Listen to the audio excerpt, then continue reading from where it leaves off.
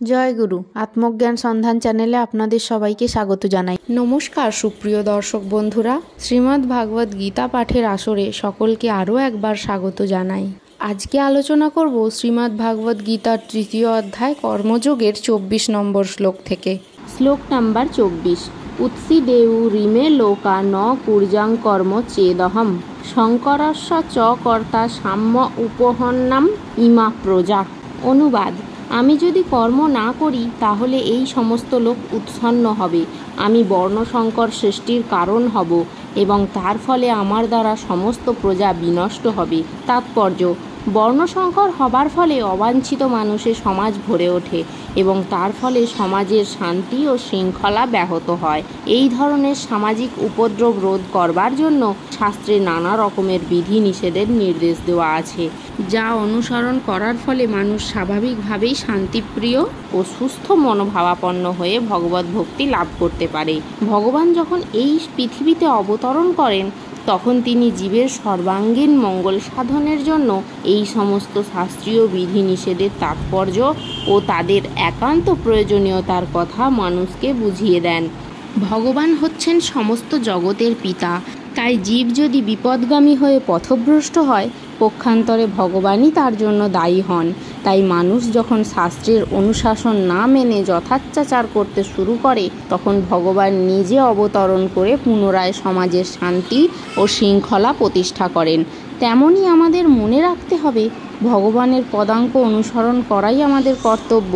ভগবানকে অনুকরণ করা কোনো অবস্থাতেই আমাদের উচিত নয়। অনুসরণ করা আর অনুকরণ করা এক পর্যায়ভুক্ত নয়।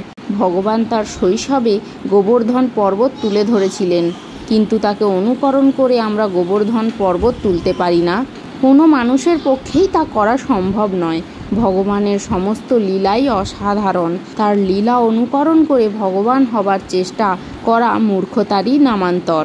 তাই আমাদের কর্তব্য হচ্ছে তাকে অনুসরণ করে আমাদের জীবনের প্রকৃত উদ্দেশ্য খুঁজে পাওয়া। কোনো অবস্থাতেই তার অস্বাভাবিক লীলার অনুকরণ করা আমাদের কর্তব্য নয়। শ্রীমদ্ ভাগবতে বলা হয়েছে, ভগবান এবং তার শক্তিতে শক্তিমান ভক্তদের নির্দেশ সকলের অনুসরণ করা কর্তব্য। তাদের দেওয়া উপদেশ আমাদের সর্বাঙ্গীন মঙ্গল সাধন করে এবং যে মানুষ বুদ্ধিমান সে যথাযথভাবে এই সমস্ত উপদেশগুলিকে পালন করে। কিন্তু আমাদের সব সময় সতর্ক থাকা উচিত যাতে আমরা কখনো তাদের অনুকরণ না করি। দেবাদিদেব মহাদেবকে অনুকরণ করে বিষ পান করা কখনোই আমাদের উচিত নয়। আমাদের সর্বদাই ঈশ্বরের পদ বিবেচনা করা উচিত, অথবা যারা অসীম ক্ষমতাশালী রূপে সূর্য ও চন্দ্রের গতির প্রকৃতপক্ষে নিয়ন্ত্রণ করতে পারেন।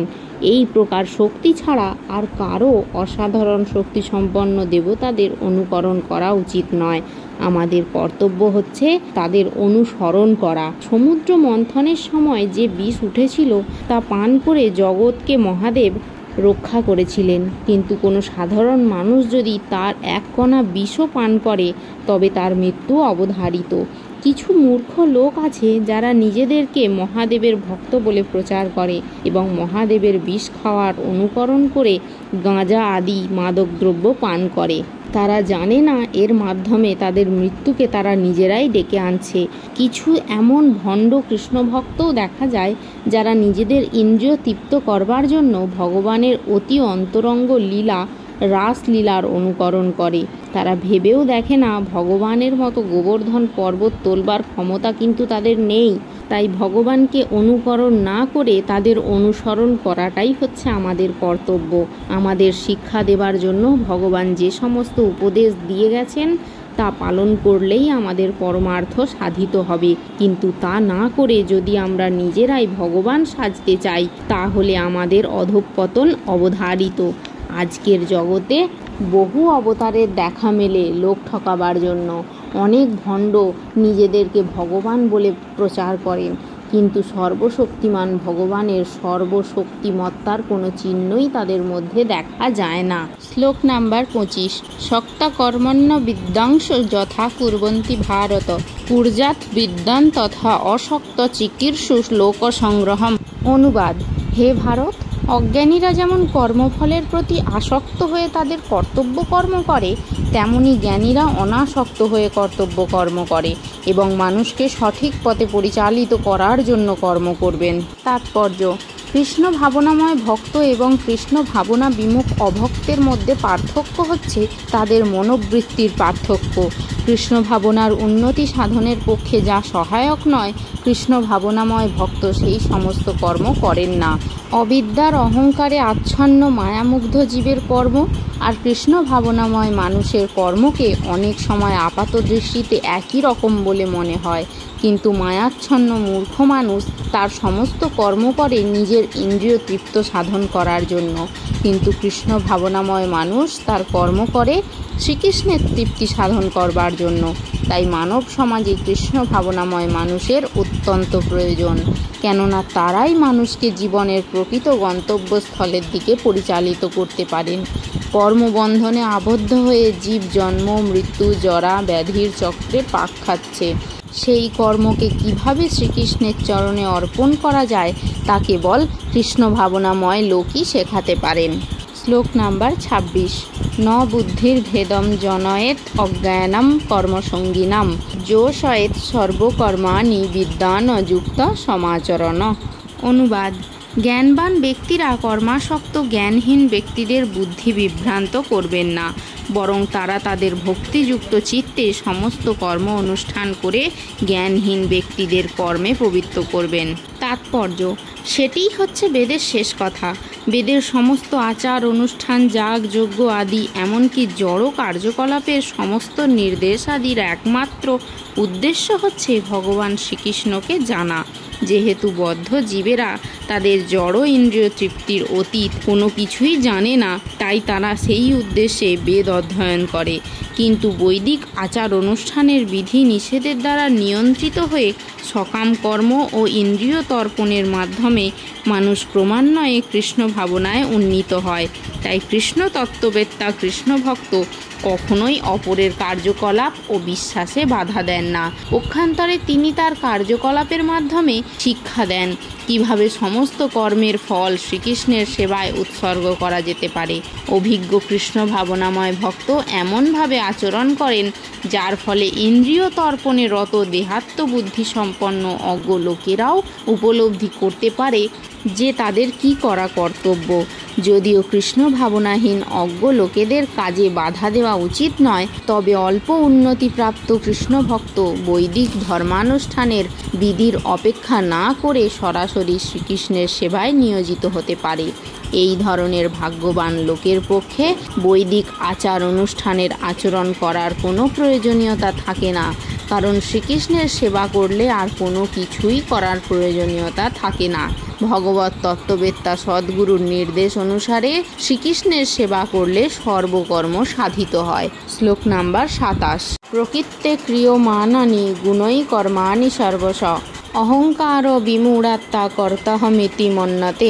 অনুবাদ: অহংকারে মহাচ্ছন্ন জীব জড়া প্রকৃতির ত্রিগুণ দ্বারা ক্রিয়মান সমস্ত কার্যকে স্বীয় কর্ম বলে মনে করে, আমিই কর্তা, এই রকম অভিমান করে। তাৎপর্য: কৃষ্ণ ভাবনাময় ভক্ত ও দেহাত্ম বুদ্ধিসম্পন্ন বিষয়ী এদের দুজনের কর্মই আপাত দৃষ্টিতে একই পর্যায়ভুক্ত বলে মনে হতে পারে, কিন্তু প্রকৃতপক্ষে তাদের মধ্যে এক অসীম ব্যবধান রয়েছে। যে দেহাত্ম বুদ্ধিসম্পন্ন সে অহংকারে মত্ত হয়ে নিজেকেই সব কিছুর কর্তা বলে মনে করে। সে জানে না যে তার দেহের মাধ্যমে যে সমস্ত কর্ম সাধিত হচ্ছে তা সবই প্রকৃতির পরিচালনায়, এবং এই প্রকৃতি পরিচালিত হচ্ছে ভগবানের নির্দেশ অনুসারে। জড়জাগতিক মানুষ বুঝতে পারে না যে সে সর্বতোভাবে ভগবানের নিয়ন্ত্রণাধীন। অহংকারের প্রভাবে বিমূঢ় যে আত্মা সে নিজেকে কর্তা বলে মনে করে, ভাবে সে স্বাধীনভাবে কর্ম করে চলেছে, তাই সমস্ত কৃতিত্ব সে নিজেই গ্রহণ করে। এটিই হচ্ছে অজ্ঞানতার লক্ষণ। সে জানে না যে এই স্থূল ও সূক্ষ্ম দেহটি পরম পুরুষোত্তম ভগবানের নির্দেশে জড়া প্রকৃতির সৃষ্টি, এবং সেই জন্যই কৃষ্ণ ভাবনায় অধিষ্ঠিত হয়ে তার দৈহিক ও মানসিক সমস্ত কাজই শ্রীকৃষ্ণের সেবায় নিয়োগ করতে হয়। দেহাত্মবুদ্ধি সম্পন্ন মানুষ ভুলে যায় যে ভগবান হচ্ছেন হৃষিকেশ, অর্থাৎ তিনি হচ্ছেন সমস্ত ইন্দ্রিয়ের নিয়ন্তা।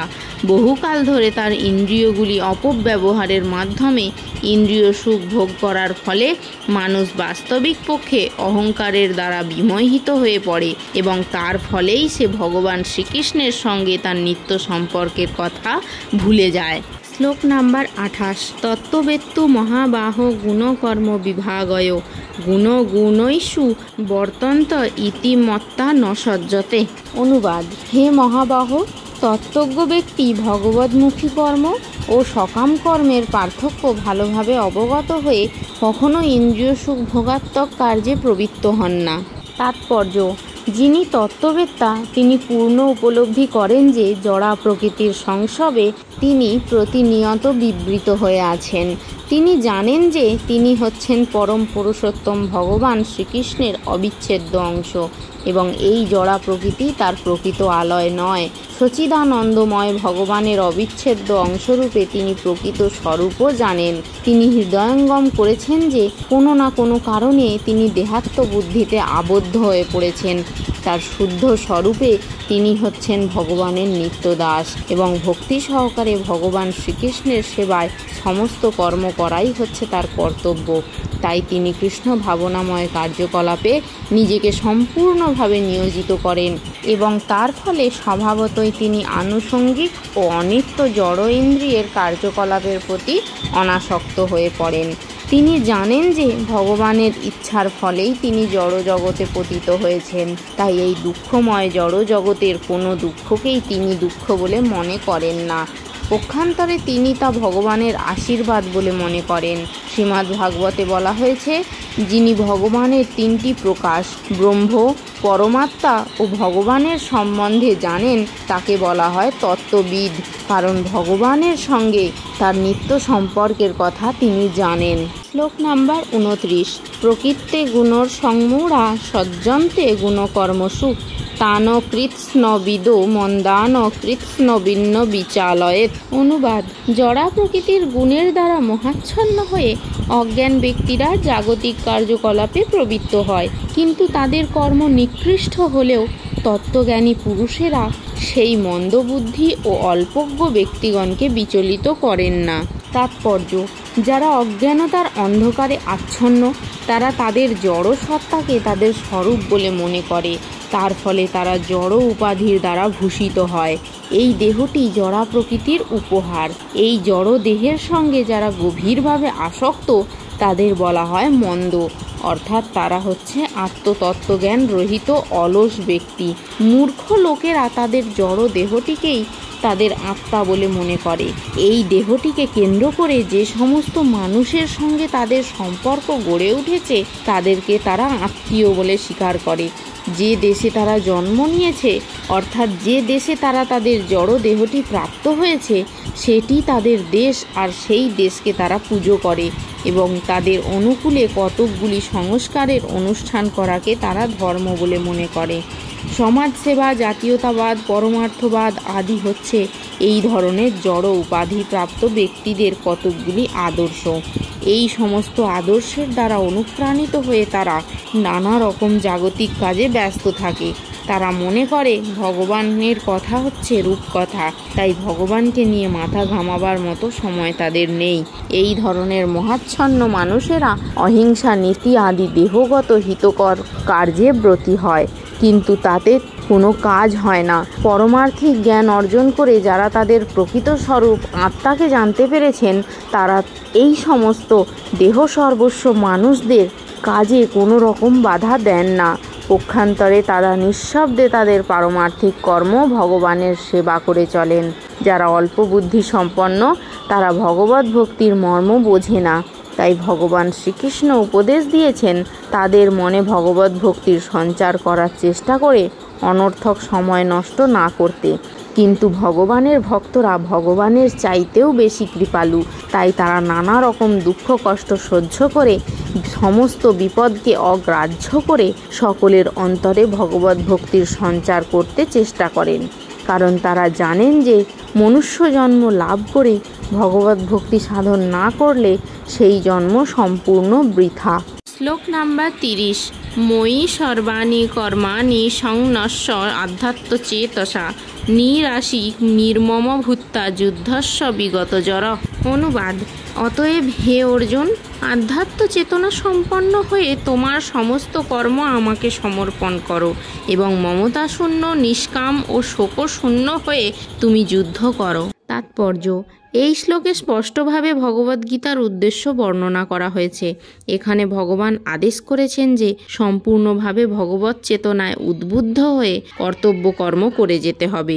সৈনিকেরা যেমন গভীর নিষ্ঠা ও শৃঙ্খলার সঙ্গে তাদের কর্তব্য কর্ম করে, মানুষের কর্তব্য হচ্ছে ঠিক তেমনিভাবে ভগবানের সেবা করা।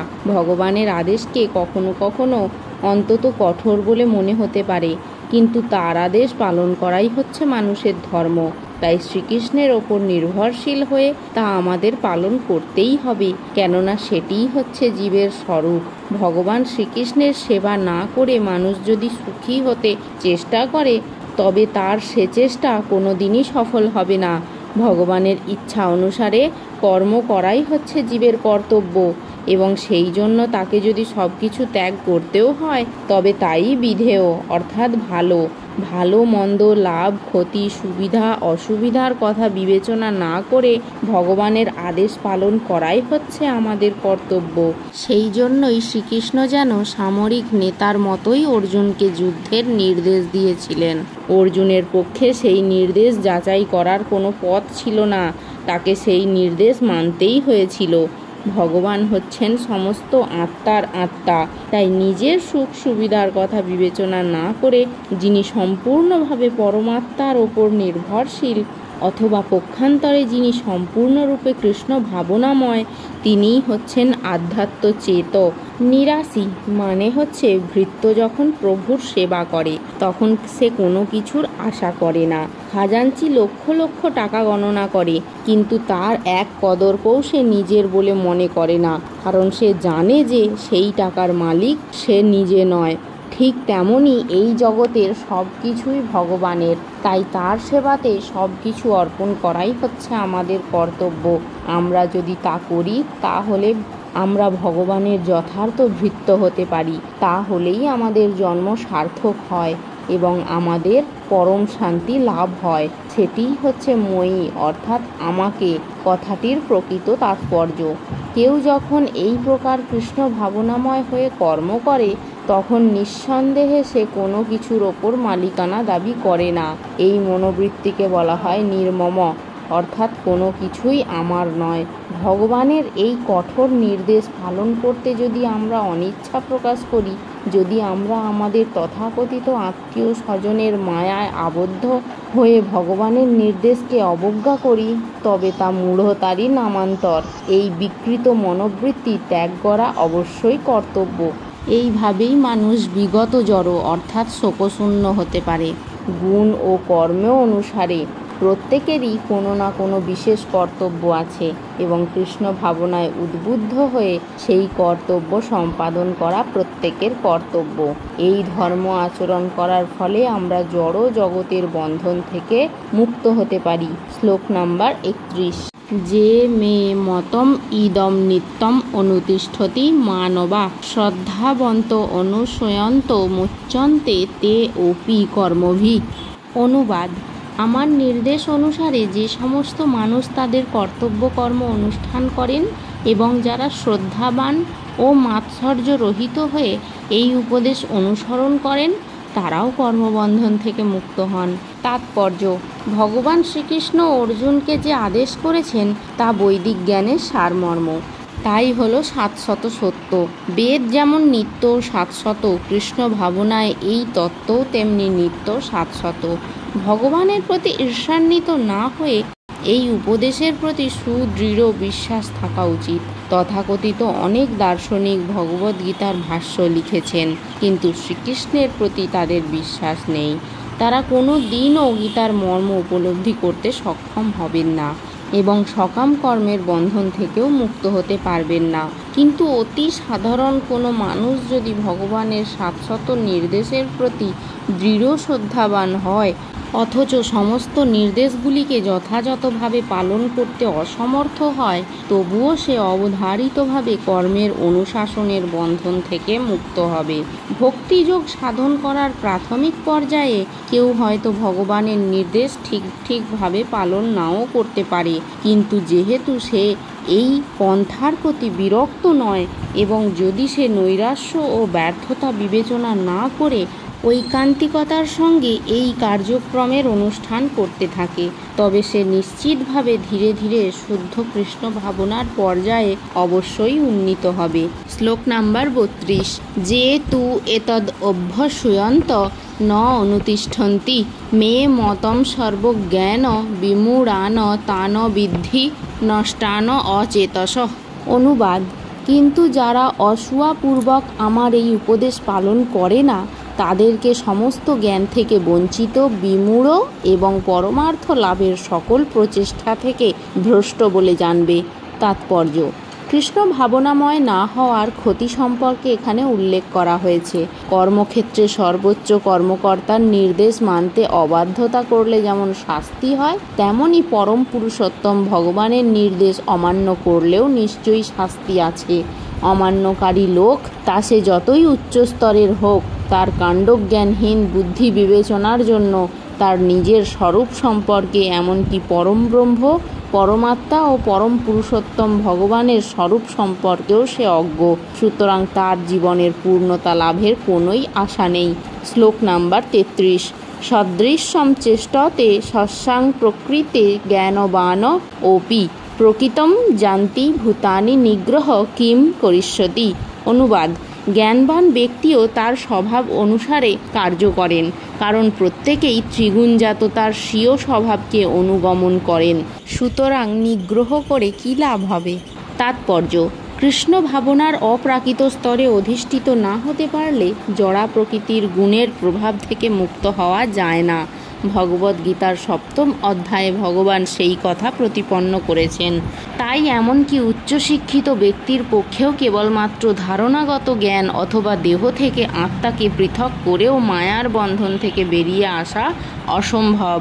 বহু তথাকথিত তত্ত্ববিদ আছে যারা ভগবত তত্ত্বদর্শন লাভ করার অভিনয় করে, কিন্তু অন্তর তাদের সম্পূর্ণভাবে মায়ার দ্বারা আচ্ছন্ন। তারা সম্পূর্ণভাবে মায়ার গুণের দ্বারা আবদ্ধ। পুঁথিগত বিদ্যায় কেউ খুব পারদর্শী হতে পারে, কিন্তু বহুকাল ধরে মায়া জালে আবদ্ধ থাকার ফলে সে জড়বন্ধন থেকে মুক্ত হতে পারে না।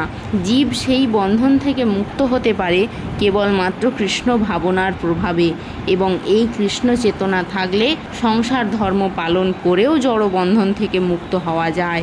তাই ভগবত তত্ত্বজ্ঞান লাভ না করে হঠাৎ ঘরবাড়ি ছেড়ে তথাকথিত যোগী অথবা কৃত্রিম পরমার্থবাদী সেজে বসলে কোনো লাভই হয় না। তার থেকে বরং নিজ নিজ আশ্রমে অবস্থান করে কোনো তত্ত্ববেত্তার নির্দেশে কৃষ্ণ ভাবনামৃত লাভ করার চেষ্টা করা উচিত। এভাবেই ভগবত তত্ত্বজ্ঞান লাভ করার ফলে মানুষ মায়ামুক্ত হতে পারে। শ্লোক নাম্বার 34। ইন্দ্রিয়স্য ইন্দ্রিয়স্যর্থে রাগদ্বেষৌ ব্যবস্থিতৌ তয়ো ন বশম আগচ্ছেৎ তৌ হি অশ্ব পরিপন্থিনৌ। অনুবাদ: সমস্ত জীবই ইন্দ্রিয়গ্রাহ্য বস্তুতে আসক্তি অথবা বিরক্তি অনুভব করে, কিন্তু এইভাবে ইন্দ্রিয় ও ইন্দ্রিয়ের বিষয়ের বশীভূত হওয়া উচিত নয়, কারণ তা পারমার্থিক প্রগতির পথে প্রতিবন্ধক। তাৎপর্য: যাদের মনে কৃষ্ণ ভাবনার উদয় হয়েছে তাদের আর জড়জাগতিক ইন্দ্রিয় উপভোগের বাসনা থাকে না, কিন্তু যাদের চেতনা শুদ্ধ হয়নি তাদের কর্তব্য হচ্ছে শাস্ত্রের নির্দেশ অনুসারে জীবনযাপন করা। তা হলেই পরমার্থ সাধনের পথে অগ্রসর হওয়া যায়। উচ্ছৃঙ্খল জীবনযাপন করে বিষয়ভোগ করার ফলে মানুষ জড়বন্ধনে আবদ্ধ হয়ে পড়ে, কিন্তু শাস্ত্রের নির্দেশ অনুসারে জীবনযাপন করলে আর ইন্দ্রিয় গ্রাহ্য বিষয়ের দ্বারা আবদ্ধ হতে হয় না। যেমন যোনি সম্ভোগ করার বাসনা প্রতিটি বদ্ধ জীবাত্মার মধ্যেই থাকে। তাই শাস্ত্রে নির্দেশ দেওয়া হয়েছে বিবাহ করে দাম্পত্য জীবনযাপন করতে। বিবাহিত স্ত্রী ব্যতীত অন্য কোনো স্ত্রীলোকের সঙ্গে অবৈধ সঙ্গ করতে শাস্ত্রে নিষেধ করা হয়েছে এবং অন্য সমস্ত স্ত্রীলোককে মাতৃজ্ঞানে শ্রদ্ধা করতে বলা হয়েছে। কিন্তু শাস্ত্রের এই সমস্ত নির্দেশ থাকা সত্ত্বেও মানুষ তা অনুসরণ করতে চায় না, ফলে সে জড়বন্ধনের নাগপাশ থেকে মুক্ত হতে পারে না। এই ধরনের বিকৃত বাসনাগুলি দমন করতে হবে, তা না হলে সেগুলি আত্ম উপলব্ধির পথে দুরাতিক্রম প্রতিবন্ধক হয়ে দাঁড়াবে।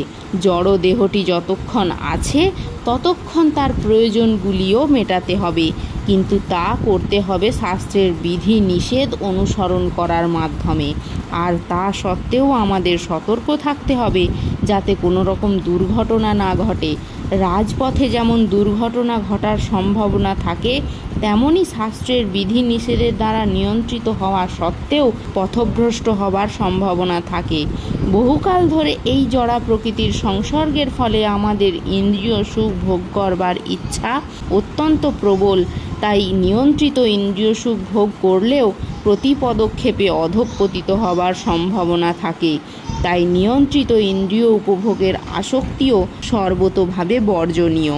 ভগবান শ্রীকৃষ্ণকে ভালোবেসে তার সেবায় ব্রতী হলে অচিরেই আমরা জড় সুখভোগ করার বাসনা থেকে মুক্ত হতে পারি।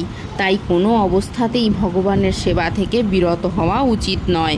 ইন্দ্রিয় সুখ বর্জন করার উদ্দেশ্য হচ্ছে কৃষ্ণ ভাবনামৃত লাভ করা, তাই কোনো অবস্থাতেই তা পরিত্যাগ করা উচিত নয়। শ্লোক নাম্বার 35। শ্রেয়ান স্বধর্ম বিগুণ পরাধর্মাৎ সনুষ্ঠিতাৎ স্বধর্মে নিধনম শ্রেয় পরধর্ম ভয়াবহ। অনুবাদ: স্বধর্মের অনুষ্ঠান দোষযুক্ত হলেও উত্তম রূপে অনুষ্ঠিত পরধর্ম থেকে উৎকৃষ্ট। স্বধর্ম সাধনে যদি মৃত্যু হয় তাও মঙ্গলজনক, কিন্তু অন্যের ধর্মের অনুষ্ঠান করা বিপজ্জনক। তাৎপর্য: পরধর্ম পরিত্যাগ করে সম্পূর্ণভাবে ভগবান শ্রীকৃষ্ণের শরণাগত হয়ে স্বধর্ম আচরণ করাই মানুষের কর্তব্য। জড়া প্রকৃতির গুণ অনুসারে শাস্ত্র নির্দেশিত ধর্মাচরণগুলি মানুষের দেহ মনের বৈশিষ্ট্য অনুযায়ী নির্ধারিত হয়েছে। সদ্গুরু যে আদেশ দেন তাই হচ্ছে পরমার্থিক কর্তব্য। এই কর্তব্য সম্পাদন করার মাধ্যমে আমরা শ্রীকৃষ্ণের অপ্রাকৃত সেবা করে থাকি। কিন্তু জাগতিক অথবা পরমার্থিক যাই হোক না কেন, অন্যের ধর্ম অনুকরণ অপেক্ষা মৃত্যুকাল পর্যন্ত স্বধর্মে নিষ্ঠাবান থাকা প্রত্যেকের একান্ত কর্তব্য।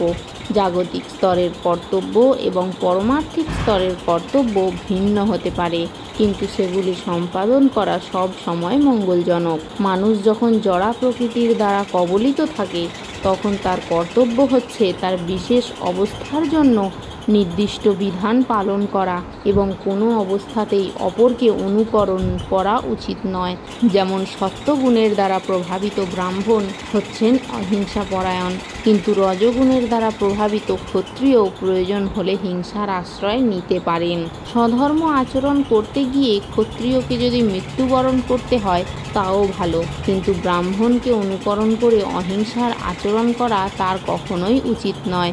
চিত্তবৃত্তির পরিশোধন করা সকলেরই কর্তব্য, কিন্তু তা সাধন করতে হয় ধীরে ধীরে, তাড়াহুড়ো করে নয়। তবে মানুষ যখন জড় গুণের প্রভাব মুক্ত হয়ে সম্পূর্ণভাবে কৃষ্ণ চেতনা লাভ করেন তখন তিনি যে কোনো রকম আচরণ করতে পারেন, কিন্তু তার সেই সমস্ত কর্ম অনুষ্ঠিত হয় সদ্গুরুর নির্দেশ অনুসারে।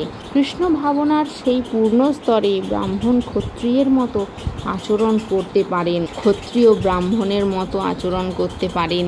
অপ্রাকৃত স্তরে জড় জগতের গুণ অনুসারে স্তর বিভাগ নেই। যেমন ক্ষত্রিয় হওয়া সত্ত্বেও বিশ্বামিত্র ব্রাহ্মণের মতন আচরণ করেছিলেন, আবার ব্রাহ্মণ হওয়া সত্ত্বেও পরশুরাম ক্ষত্রিয়ের মতো আচরণ করেছিলেন। তারা অপ্রাকৃত স্তরে অধিষ্ঠিত ছিলেন, তাই তারা এভাবে আচরণ করতে পারতেন। কিন্তু মানুষ যখন প্রাকৃত স্তরে থাকে তখন জড়া প্রকৃতির গুণ অনুসারে তাকে তার স্বধর্ম আচরণ করে সম্যকভাবে কৃষ্ণ চেতনা লাভ করতে হয়। শ্লোক নাম্বার 36। অর্জুন উবাচ অথ কেন প্রযুক্ত হয়ং পাপং চরতি পুরুষ অনিচ্ছন্নপি বার্ষে অবলাদিব নিয়োজিত।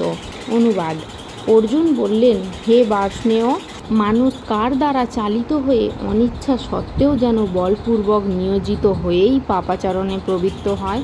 তাৎপর্য: ভগবানের অবিচ্ছেদ্য অংশ জীব মূলত চিন্ময়, পবিত্র ও সমস্ত জড় কলুষ থেকে মুক্ত। তাই সে জড় জগতের পাপের অধীন নয়। কিন্তু সে যখন জড় জগতের সংস্পর্শে আসে তখন সে বিনা দ্বিধায় ইচ্ছাকৃতভাবে ও অনিচ্ছাকৃতভাবে নানা রকম পাপ কার্যে লিপ্ত হয়। তাই এখানে অর্জুন জীবেদের এই বিকৃত স্বভাব সম্পর্কে শ্রীকৃষ্ণের কাছে যে প্রশ্ন উপস্থাপন করেছেন তা খুবই ন্যায়সঙ্গত। যদিও কখনো কখনো জীব পাপকর্ম করতে চায় না, তবুও সে পাপকর্ম করতে বাধ্য হয়। আমাদের দেহের মধ্যে অবস্থান করে পরমাত্মা, কিন্তু আমাদের পাপকর্ম করতে অনুপ্রাণিত করে না। কিন্তু তা সত্ত্বেও জীব পাপ কার্যে লিপ্ত হয়। তার কারণ ভগবান পরবর্তী শ্লোকে বর্ণনা করেছেন। শ্লোক নাম্বার 37। শ্রী ভগবান উবাচ, কাম এষ ক্রোধ এষ রজোগুণ সমুদ্ভব মহাশন মহাপাপম্মা বৃদ্ধি এনম ইহ বৈরিণম। অনুবাদ: পরমেশ্বর ভগবান বললেন, হে অর্জুন, রজগুণ থেকে সমুদ্ভূত কামই মানুষকে এই পাপে প্রবৃত্ত করে এবং এই কামই ক্রোধে পরিণত হয়। কাম সর্বগ্রাসী ও পাপাত্মক। কামকেই জীবের প্রধান শত্রু বলে জানিবে। তাৎপর্য: জীব যখন জড়া প্রকৃতির সংস্পর্শে আসে তখন তার অন্তরের শাশ্বত কৃষ্ণপ্রেম রজগুণের প্রভাবে কামে পর্যবসিত হয়। টক তেঁতুলের সংস্পর্শে দুধ থেকে যেমন দই হয়ে যায়, তেমনি ভগবানের প্রতি আমাদের অপ্রাকৃত প্রেম কামে রূপান্তরিত হয়। তারপর কামের অতৃপ্তির ফলে হৃদয়ে ক্রোধের উদয় হয়। ক্রোধ থেকে হয় মোহ এবং এইভাবেই মোহাচ্ছন্ন হয়ে পড়ার ফলে জীব জড় জগতের বন্ধনে স্থায়ীভাবে আবদ্ধ হয়ে পড়ে। তাই কাম হচ্ছে জীবের সবচাইতে বড় শত্রু। এই কামই শুদ্ধ জীবাত্মাকে এই জড় জগতে আবদ্ধ হয়ে থাকতে অনুপ্রাণিত করে। ক্রোধ হচ্ছে তমগুণের প্রকাশ। এইভাবে প্রকৃতির বিভিন্ন গুণের প্রভাবে কাম, ক্রোধ আদি চারিত্রিক বৈশিষ্ট্যের প্রকাশ হয়। তাই রজগুণের প্রভাবকে তমগুণে অধঃপতিত না হতে দিয়ে যদি ধর্মাচরণ করার মাধ্যমে তাকে সত্যগুণে উন্নীত করা যায়, তাহলে আমরা পরমার্থিক অনুশীলনের মাধ্যমে ক্রোধ আদি ষড়রিপুর হাত থেকে রক্ষা পেতে পারি। ভগবান তার নিত্য বর্ধমান চিদানন্দের বিলাসের জন্য নিজেকে অসংখ্য মূর্তিতে বিস্তার করেন। জীব হচ্ছে এই চিন্ময় আনন্দের আংশিক প্রকাশ। ভগবান তার অবিচ্ছেদ্য অংশ জীবকে আংশিক স্বাধীনতা দান করেছেন, কিন্তু যখন তারা সেই স্বাধীনতার অপব্যবহার করে এবং ভগবানের সেবা না করে নিজেদের ইন্দ্রিয় তৃপ্তি সাধন করতে শুরু করে, তখন তারা কামের কবলে পতিত হয়। ভগবান এই জড় জগৎ সৃষ্টি করেছেন যাতে বদ্ধ জীব তার এই কামনমুখী প্রবৃত্তিগুলিকে পূর্ণ করতে পারে। এইভাবে তার সমস্ত কামনা বাসনাগুলিকে চরিতার্থ করতে গিয়ে জীব যখন সম্পূর্ণভাবে দিশেহারা হয়ে পড়ে, তখন সে তার স্বরূপের অন্বেষণ করতে শুরু করে। এই অন্বেষণ থেকে বেদান্ত সূত্রের সূচনা, যেখানে বলা হয়েছে অথাত ব্রহ্ম জিজ্ঞাসা। মানুষের কর্তব্য হচ্ছে পরম তত্ত্ব অনুসন্ধান করা। শ্রীমদ্ ভাগবতে পরম তত্ত্বকে বর্ণনা করে বলা হয়েছে সব কিছুর উৎস হচ্ছে পরম ব্রহ্ম। সুতরাং কামেরও উৎস হচ্ছেন ভগবান। তাই যদি এই কামকে ভগবৎ প্রেমে রূপান্তরিত করা যায় অথবা কৃষ্ণ ভাবনায় উদ্বুদ্ধ করা যায় কিংবা সব কিছু ভগবান শ্রীকৃষ্ণের সেবায় নিয়োজিত করা যায়, তাহলে কাম ও ক্রোধ উভয়েই অপ্রাকৃত চিন্ময় রূপ প্রাপ্ত হয়। এইভাবেই কামের সঙ্গে সঙ্গে ক্রোধও ভগবত ভক্তিতে রূপান্তরিত হয়। শ্রীরামচন্দ্রের ভক্ত হনুমান শ্রীরামচন্দ্রকে তুষ্ট করবার জন্য রাবণের স্বর্ণ লঙ্কা দগ্ধ করেছিলেন এবং এইভাবেই তিনি তার ক্রোধকে শত্রু নিধন কার্যে প্রয়োগ করেছিলেন। এখানে ভগবদ্গীতায় ভগবান শ্রীকৃষ্ণ অর্জুনকে তার সমস্ত ক্রোধ শত্রু বাহিনীর ওপরে প্রয়োগ করে ভগবানেরই সন্তুষ্টি বিধানের কাজে লাগাতে উৎসাহ দিচ্ছেন। এইভাবে আমরা দেখতে পাই যে আমাদের কাম ও ক্রোধকে যখন আমরা ভগবানের সেবায় নিয়োগ করি, তখন তারা আর শত্রু থাকে না, আমাদের বন্ধুতে রূপান্তরিত হয়। শ্লোক নাম্বার 38। ধূমেন আব্রিয়তে বহ্নি যথা আদর্শ মলেন চ যথা উলেন আবৃত গর্ভ তথা তেন ইদম আবৃতম। অনুবাদ: অগ্নি যেমন ধূম দ্বারা আবৃত থাকে, দর্পণ যেমন ময়লার দ্বারা আবৃত থাকে, অথবা গর্ভ যেমন জরায়ুর দ্বারা আবৃত থাকে, তেমনি জীবাত্মা বিভিন্ন মাত্রায় এই কামের দ্বারা আবৃত থাকে। তাৎপর্য: জীবের শুদ্ধ চেতনা সাধারণত তিনটি আবরণের দ্বারা আচ্ছাদিত হয়ে যায়। অগ্নি যেমন ধূমের দ্বারা আচ্ছাদিত হয়ে থাকে, দর্পণ যেমন ধুলোর দ্বারা আচ্ছাদিত থাকে এবং গর্ভ যেমন জরায়ুর দ্বারা আচ্ছাদিত থাকে। জীবের শুদ্ধ চেতনাও তেমন কামের আবরণে আচ্ছাদিত থাকে। কামকে যখন ধূমের সঙ্গে তুলনা করা হয়, তখন আমরা বুঝতে পারি যে ধূম আগুনকে ঢেকে রাখলেও যেমন আগুনের অস্তিত্ব উপলব্ধি করা যায়, তেমনই কামের অন্তরালে শুদ্ধ কৃষ্ণ ভাবনা উপলব্ধি করা যায়। পক্ষান্তরে বলা যায়, জীবের অন্তরে যখন অল্প বিস্তর কৃষ্ণ ভাবনার প্রকাশ দেখা যায়, তখন আমরা বুঝতে পারি যে ধূমাচ্ছাদিত অগ্নির মতন জীবের ভগবত ভক্তি কামের দ্বারা আচ্ছাদিত হয়ে আছে। আগুনের প্রভাবেই ধূমের উৎপত্তি হয়, কিন্তু আগুন জ্বালাবার প্রথম পর্যায়ে আগুনকে দেখা যায় না। তেমনি কৃষ্ণ ভাবনার প্রাথমিক পর্যায়েও বিশুদ্ধ নির্মল ভগবত প্রেম প্রকট হয়ে ওঠে না। দর্পণের ধুলো পরিষ্কার করার পর যেমন আবার তাতে সব কিছুর প্রতিবিম্ব দেখা যায়, তেমনি নানা রকম পারমার্থিক প্রচেষ্টার দ্বারা চিত্ত দর্পণকে মার্জন করবার শ্রেষ্ঠ উপায় হচ্ছে ভগবানের নাম সমন্বিত মহামন্ত্র উচ্চারণ করা। গর্ভের দ্বারা আচ্ছাদিত জরায়ুর সঙ্গে জীবের বদ্ধ অবস্থার তুলনার মাধ্যমে আমরা বুঝতে পারি যে এই অবস্থায় জীব কতটা অসহায়। জঠরস্থ শিশু নড়াচড়া পর্যন্ত করতে পারে না। জীবনের এই অবস্থাকে গাছের সঙ্গে তুলনা করা যেতে পারে। গাছরাও জীব, কিন্তু প্রবল কামের বশবর্তী হয়ে পড়ার ফলে তারা এমন অবস্থায় পতিত হয়েছে, তাদের চেতনা প্রায় সম্পূর্ণভাবে লুপ্ত হয়ে গেছে। ধুলোর দ্বারা আচ্ছাদিত দর্পণকে পশু পক্ষীর সঙ্গে তুলনা করা যায়, আর ধূমাচ্ছাদিত অগ্নির সঙ্গে মানুষকে তুলনা করা যায়। মনুষ্য শরীর প্রাপ্ত হলে জীব তার সুপ্ত কৃষ্ণ চেতনাকে জাগিয়ে তুলতে পারে। ধূমাচ্ছাদিত আগুনকে খুব সাবধানতার সঙ্গে হাওয়া দিতে থাকলে তা যেমন এক সময় দাউ দাউ করে জ্বলে ওঠে, তেমনি খুব সন্দর্পণে ভক্তিযোগ অনুশীলন করার ফলে মানুষ তার অন্তরে ভগবত ভক্তির আগুন জ্বালিয়ে তুলতে পারে। এইভাবেই মনুষ্য জন্মের যথার্থ সদ্ব্যবহার করার ফলে জীব জড় জগতের বন্ধন থেকে মুক্ত হতে পারে। মনুষ্য জন্ম লাভ করবার ফলে জীব তার শত্রু কাম প্রবৃত্তিকে দমন করতে পারে, আর তা সম্ভব হয় সদ্গুরুর তত্ত্বাবধানে কৃষ্ণ ভাবনা অনুশীলন করার মাধ্যমে। শ্লোক নাম্বার 39। আবৃতং জ্ঞান মেতে ন জ্ঞানীন নিত্য বৈরানা কামরূপেণ কৌন্তেয় দুষ্পুরেণ অনলেন চ। অনুবাদ: কামরূপী চির শত্রুর দ্বারা জীবের শুদ্ধ চেতনা আবৃত হয়। এই কাম দুর্বারিত অগ্নির মতো চির অতৃপ্ত। তাৎপর্য: মনুস্মৃতিতে বলা হয়েছে যে ঘি ঢেলে যেমন আগুনকে কখনো নেভানো যায় না, তেমনি কাম উপভোগের দ্বারা কখনোই কামের নিবৃত্তি হয় না। জড় জগতে সমস্ত কিছুর কেন্দ্র হচ্ছে যৌন আকর্ষণ। তাই জড় জগৎকে বলা হয় মৈথুনাগার অথবা যৌন জীবনের শিকল। আমরা দেখেছি অপরাধ করলে মানুষ কারাগারে আবদ্ধ হয়, তেমনি যারা ভগবানের আইন অমান্য করে তারাও যৌন জীবনের শৃঙ্খলে আবদ্ধ হয়ে এই মৈথুনাগারে পতিত হয়। ইন্দ্রিয় তৃপ্তকে কেন্দ্র করে জড় সভ্যতার উন্নতি লাভের অর্থ হচ্ছে বদ্ধ জীবেদের জড় অস্তিত্বের বন্দি দশার মেয়াদ বৃদ্ধি করা।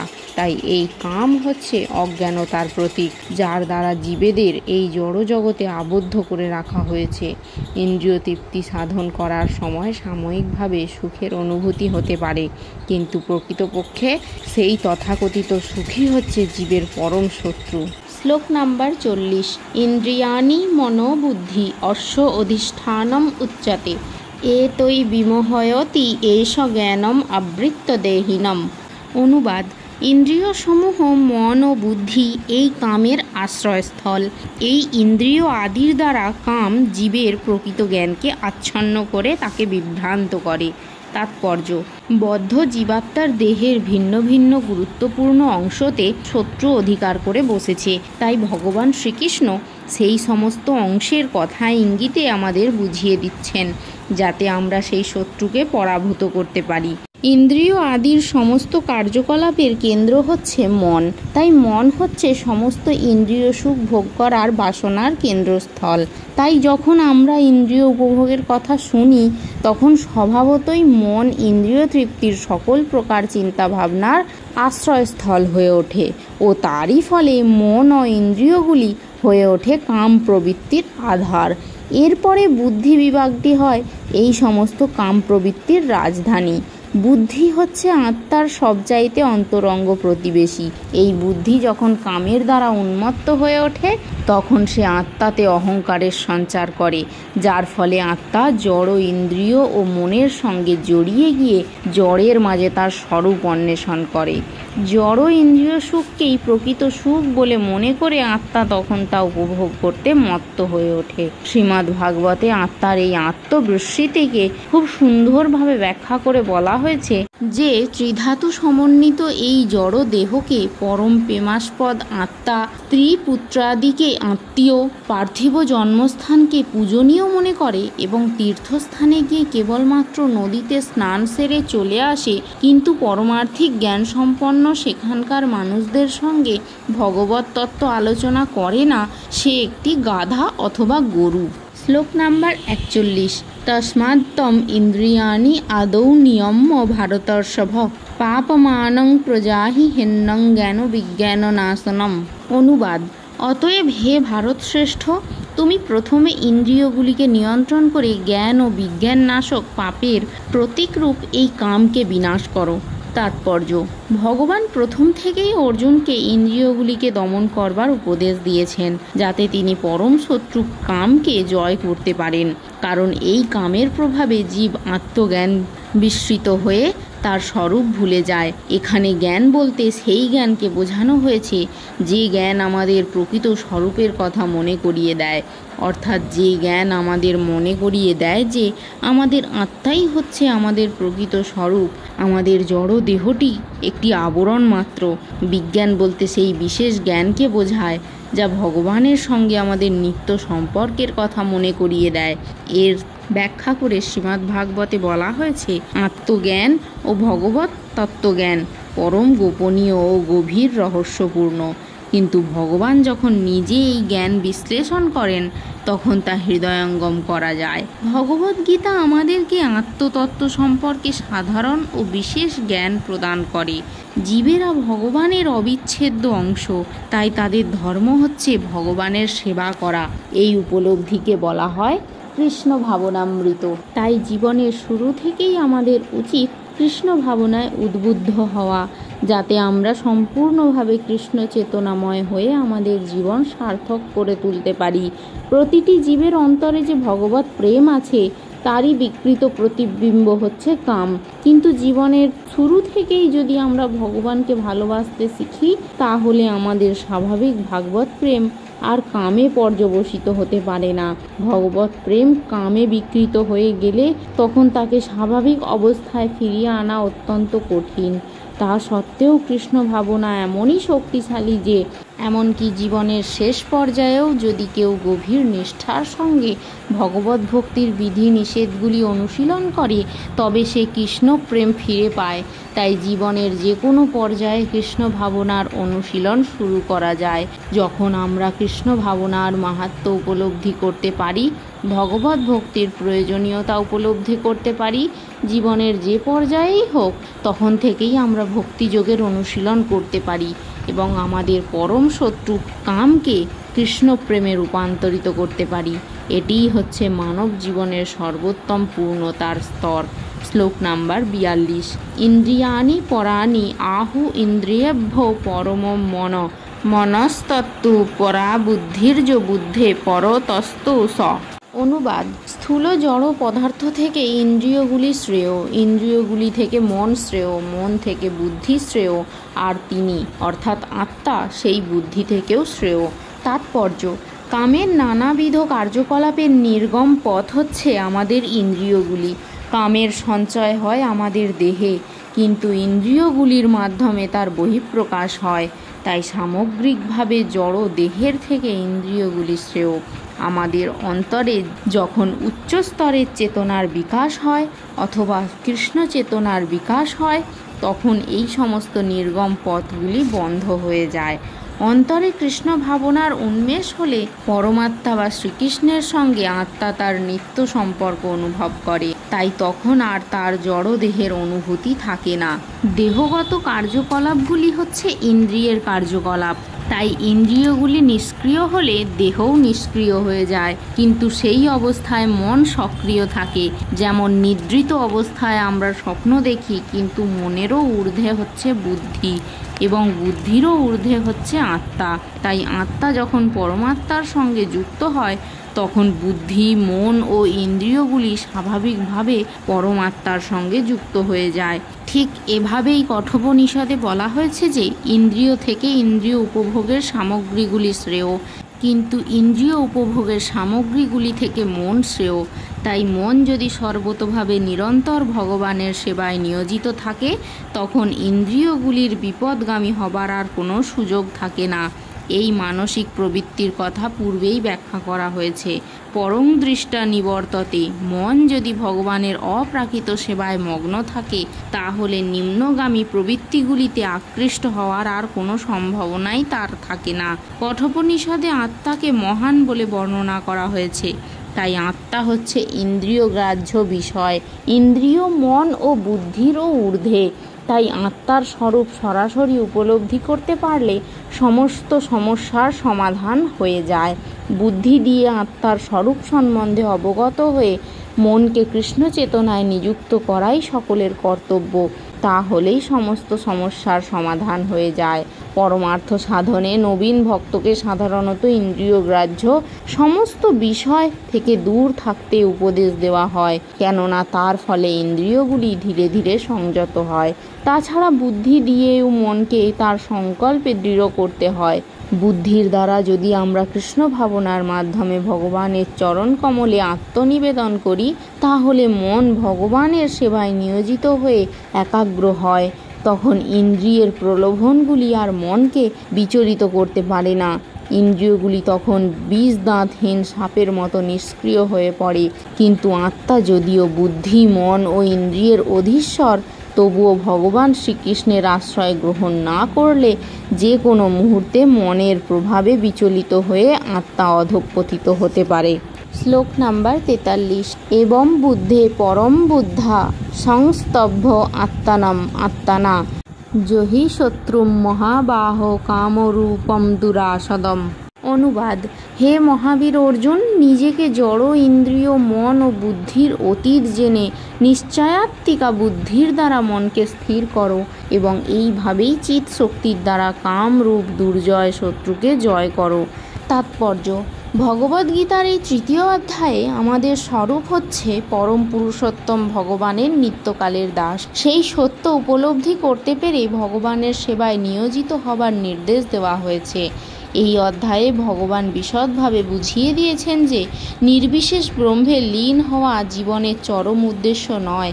জড় জীবনে আমরা স্বাভাবিকভাবেই কাম প্রবৃত্তি ও জড়া প্রকৃতিকে ভোগ করবার প্রবৃত্তির দ্বারা প্রলোভিত হই, কিন্তু জড়া প্রকৃতির ওপর আধিপত্য বিস্তার করা এবং জড় ইন্দ্রিয় উপভোগ করার বাসনা হচ্ছে বদ্ধ জীবের পরম শত্রু। কিন্তু কৃষ্ণ ভাবনা অনুশীলন করার ফলে আমরা আমাদের ইন্দ্রিয়, মন ও বুদ্ধিকে নিয়ন্ত্রিত রাখতে পারি। আমাদের প্রবৃত্তিগুলিকে মুহূর্তের মধ্যে সংযত করা সম্ভব নয়, কিন্তু আমাদের অন্তরের কৃষ্ণ ভাবনার বিকাশ হবার ফলে আমরা অপ্রাকৃত স্তরে উন্নীত হতে পারি। বুদ্ধির দ্বারা মন ও ইন্দ্রিয়গুলিকে ভগবানের শ্রী চরণাবিন্দে একাগ্র করতে পারি। এটি হচ্ছে এই অধ্যায়ের মর্মার্থ। জড় জীবনের অপরিণত অবস্থায় নানা রকম দার্শনিক জল্পনা কল্পনা এবং তথাকথিত যৌগিক ক্রিয়ার মাধ্যমে ইন্দ্রিয় সংযমের প্রচেষ্টার দ্বারা আমরা অপ্রাকৃত স্তরে উন্নীত হবার যতই চেষ্টা করি না কেন, পারমার্থিক জীবনধারার অগ্রগতির ক্ষেত্রে সেই সমস্ত প্রচেষ্টা ব্যর্থ হবে। উন্নত বুদ্ধিযোগের দ্বারা কৃষ্ণ ভাবনার অমৃত লাভ করলেই পারমার্থিক উদ্দেশ্য সাধিত হবে। ইতি কৃষ্ণ ভাবনাময় কর্তব্য কর্ম সম্পাদন বিষয়ক কর্মযোগ নামক শ্রীমদ্ভাগবত গীতার 3য় অধ্যায়ের তাৎপর্য সমাপ্ত।